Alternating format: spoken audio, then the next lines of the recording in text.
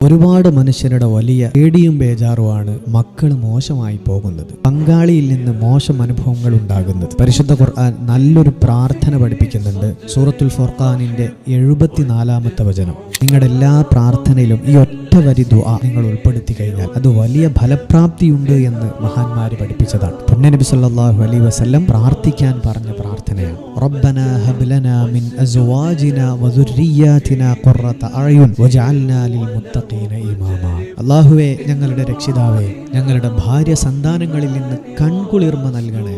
മുത്തഖീങ്ങൾക്ക് ഞങ്ങളെ നീ മാതൃകയാക്കി മാറ്റുകയും ചെയ്യണമേ നാഥ. ഈ പ്രാർത്ഥന ഒറ്റ വരിയേ ഉള്ളൂ, 1 മിനിറ്റ് കൊണ്ട് കാണാതെ പഠിക്കാൻ പറ്റുന്നതാണ്. ഒന്നെങ്കിൽ ഇത് കാണാതെ പഠിക്കുക, അല്ലെങ്കിൽ ഒന്ന് സ്ക്രീൻഷോട്ട് എടുക്കുക. ഇതൊന്ന് നിങ്ങളുടെ പ്രാർത്ഥനയിൽ ഉൾപ്പെടുത്തിയാൽ നല്ല സ്വാലിഹീങ്ങളായ മക്കളും നിങ്ങളുടെ കുടുംബജീവിതത്തിൽ നല്ല ബറക്കത്തും ഉണ്ടാകും. കല്യാണമൊക്കെ കഴിഞ്ഞ നിങ്ങളുടെ എല്ലാ ഫ്രണ്ട്സിനും ഇതൊന്ന് അയച്ചു കൊടുക്കും.